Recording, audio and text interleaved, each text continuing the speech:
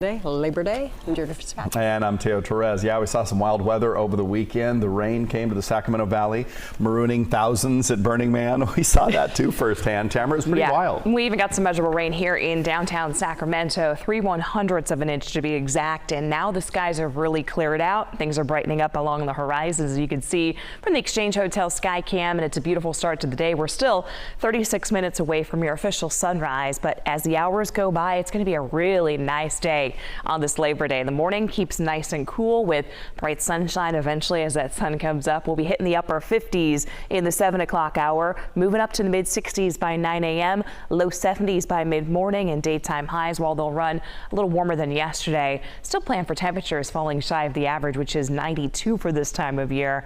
Daytime highs will peak in the upper 80s. We've got skies that are pretty clear up and down much of Northern California. A few passing clouds around Plumas County. That's about the extent.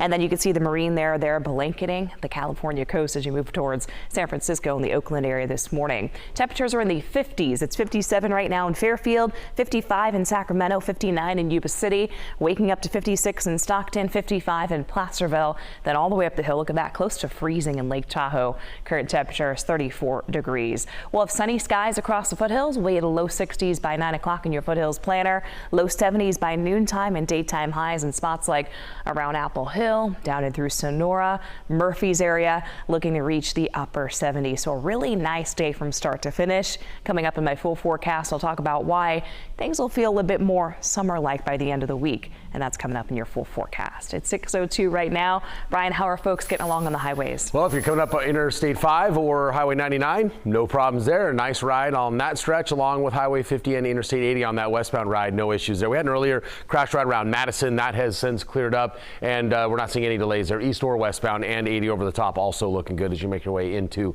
the Sacramento area. Through Stockton, it's been quiet there this morning. No problems on Highway 4, 5, and 99. If you're heading from Vacaville to Fairfield, 505 to 12, 14-minute ride there. Westbound 205 over the Tracy Triangle, 12 minutes, and 580, 19-minute ride there from 205 to 680. Here in Sacramento, it's a 10-minute ride from Highway 50 at Rancho Cordova to 99. Interstate 80 is a 9-minute ride, Roseville to the Split, and I-5 and 99 both at 11 minutes coming up out of Elk Grove. Send it back to you. All right, thank you. Maximum enforcement for the California Highway Patrol will continue until tonight. You can expect to see more officers out on the highways cracking down on drunk or distracted driving. If you see someone you think is driving under the influence, call 911. Provide a detailed description of the car, the direction the car is heading, and the road that you last saw them on. Well, we're expecting updated TSA numbers this week, but so far it's been a busy travel weekend at airports. TSA said more than 4.8 million people went through their checkpoints on Friday and Saturday alone. That is 427,000 more than last year, and more than 856,000 compared to 2019. Overall, the agency expected to screen more than 14 million passengers over this holiday weekend. And a look at gas prices. If your Labor Day has you driving in California, gas on average $5.32 for a gallon of regular unleaded. That is 3 cents higher compared to a week ago, 27 cents higher than last month. Nationally, gas prices are actually down 1 cent from a week ago, 2 cents from a month ago. Well, this Labor Day weekend has been cool and wet, but that hasn't kept people off the water. And in the Sierra, that coupled with recent thunderstorms have led to some rough waters at Lake Tahoe.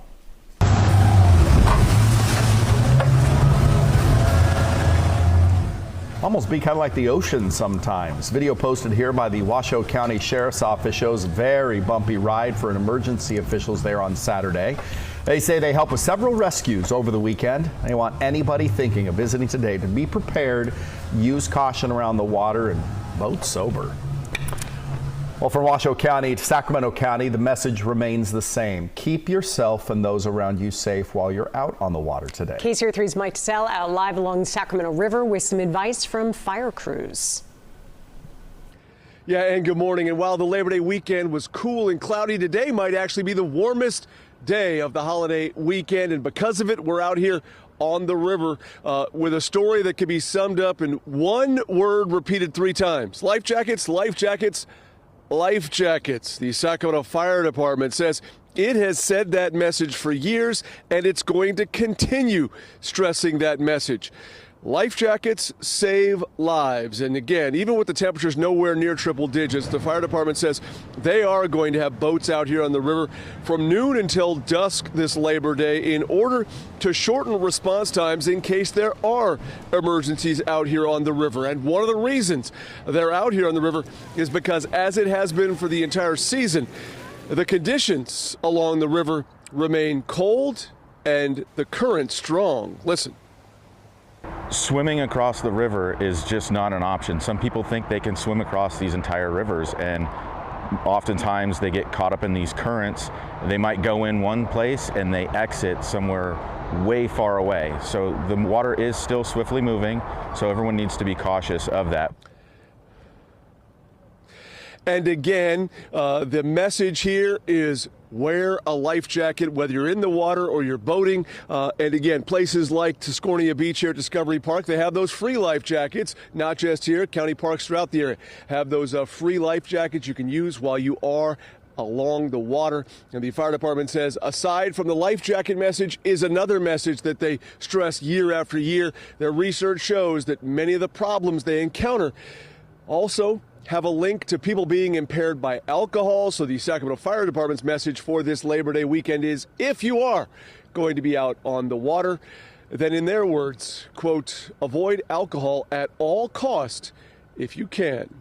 Live at the confluence of the Sacramento and the American Rivers, Mike Sell, KCRA 3 News. So if you're still trying to decide how to spend your Labor Day, we can help. We do have a full roundup of things going on our website. Just scan the QR code, click the link that pops up, and we'll have information about local Labor Day events on our app and KCRA.com. Well, this morning, thousands of Comcast customers are waking up to finally restored service, but some are still left waiting. Households and businesses in Sacramento County and the Roseville area experienced an outage that began Saturday night.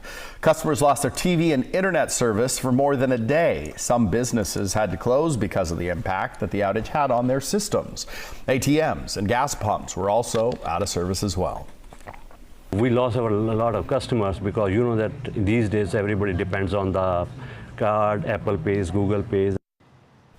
The outage was linked to two incidents Saturday, a speeding car hitting a pole on Antelope Road and Daly Avenue near Citrus Heights, and vandals destroying some Xfinity wires. Comcast is working with law enforcement since they've seen an uptick in vandalism. They're working on ways to protect the network. Multiple roads in Turlock are still closed this morning as crews are trying to put out a structure fire. This is happening along Colorado Avenue. Right now, Colorado Avenue is closed from Hawkeye Avenue to Main Street. Escondido Avenue is also closed.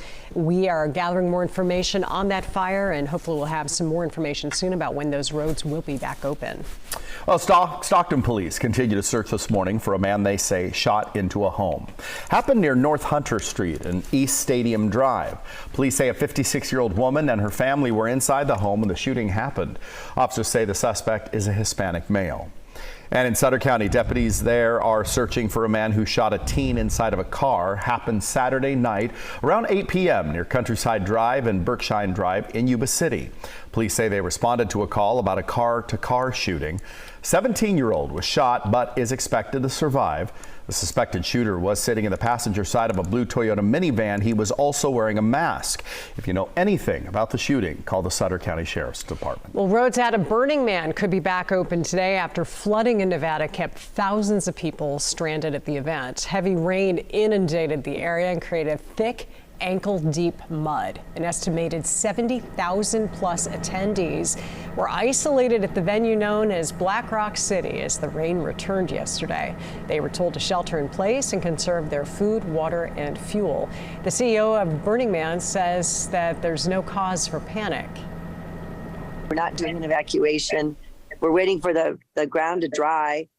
And, we're bringing in additional cell phone support for people.